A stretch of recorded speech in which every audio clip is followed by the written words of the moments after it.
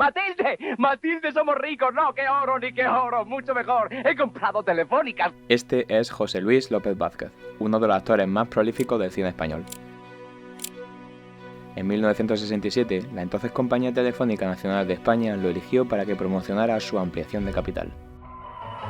¡Matilde! ¡Matilde, tengo dos Telefónicas como todos los años y las de Matildita también! Los anuncios tuvieron mucho éxito y entre el 65 y el 73 el capital de Telefónica pasó de 20.000 millones a 85.000 millones de pesetas. Sucesivas ampliaciones de capital privado redujeron la participación pública en Telefónica de un 79% a un 35% al inicio de la democracia.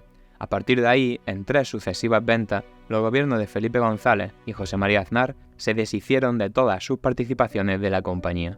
26 años después, en diciembre de 2023, la Comisión Nacional del Mercado de Valores publicaba lo siguiente: que el Consejo de Ministros había acordado la adquisición de hasta un 10% del capital social de la compañía Telefónica.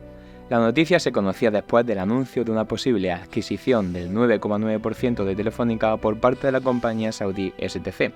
Este porcentaje le daría poder de decisión en la empresa española. El que sea controlado, pues en este caso por Arabia Saudí, pues genera otros elementos de posible riesgo desde el punto de vista geoestratégico para el Estado español.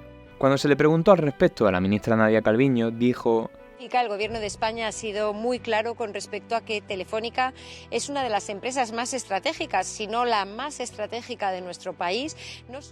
Pero si era tan estratégica, ¿por qué se privatizó para volver a nacionalizarla 26 años después? Los ruinosos vaivenes de Telefónica forman parte de un proceso que transformó el panorama empresarial español, cambió los roles del Estado en la economía, echó a la calle a más de 83.000 trabajadores y dilapidó millones de euros.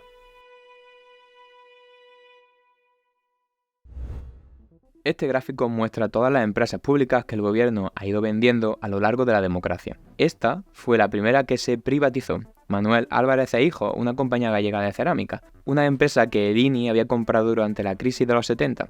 Esta primera fase de privatizaciones está llena de ejemplos parecidos, empresas que estaban en pérdida o en sectores con poco futuro. La más famosa de esta fase es SEAT, que se vende a Volkswagen en el 86. Aunque en su momento fue el buque insignia del proceso industrializador español, SEAT llevaba años en números rojos, acumulando pérdidas.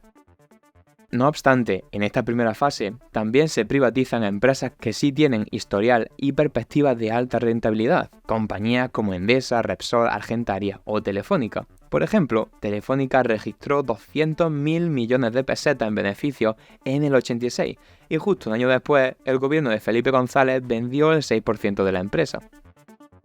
Pero ¿por qué el gobierno vendería una empresa que funcionaba bien? Aunque para muchos es una falacia. El motivo más repetido es por la firma del Tratado de Maastricht en 1992.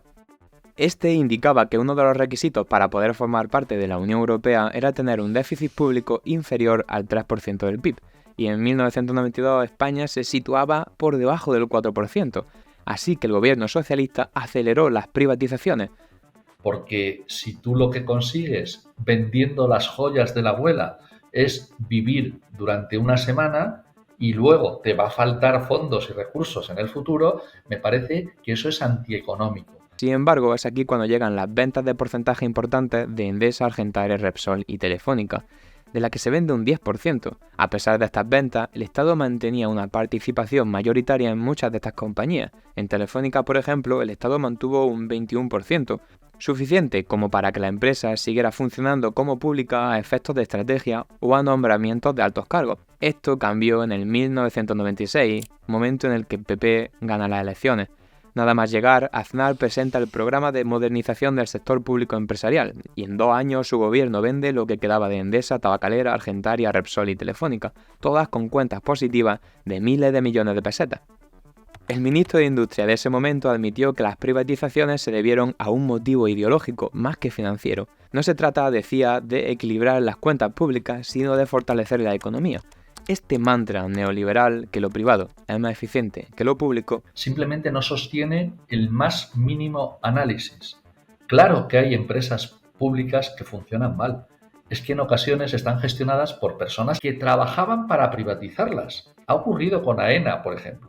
Entonces, hay gente que se sorprende cuando de repente Dices, bueno, ¿qué pasa? Se ha privatizado y ahora resulta que gana dinero. Sin embargo, es una verdad aceptada socialmente, pero como dice Carlos, no demostrada empíricamente.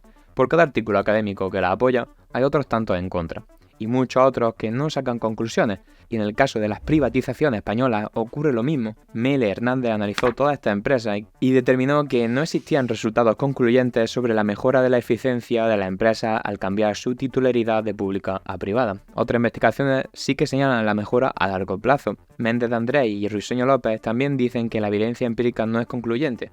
Bosch analizó Repsol, Endesa Tabacalera y Aceralia y no constató diferencias en la evolución.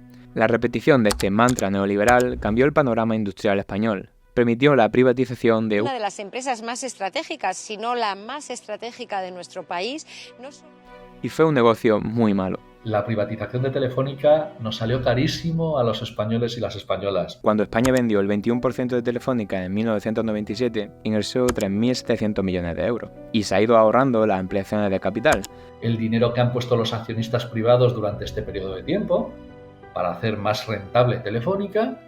Sin embargo, también durante todos estos años el gobierno ha dejado de recibir 20.000 millones de euros en dividendos. Que no hemos percibido, es decir, por la rentabilidad que se han llevado a partir del momento de que se privatizaran, pues los accionistas. Y ahora el Estado pagará en torno a 2.000 millones solo por el 10% de la compañía. Es decir, con estos vaivenes, el Estado español ha perdido 16.000 millones de euros y el 10% de una de las empresas más estratégicas, si no la más estratégica de nuestro país.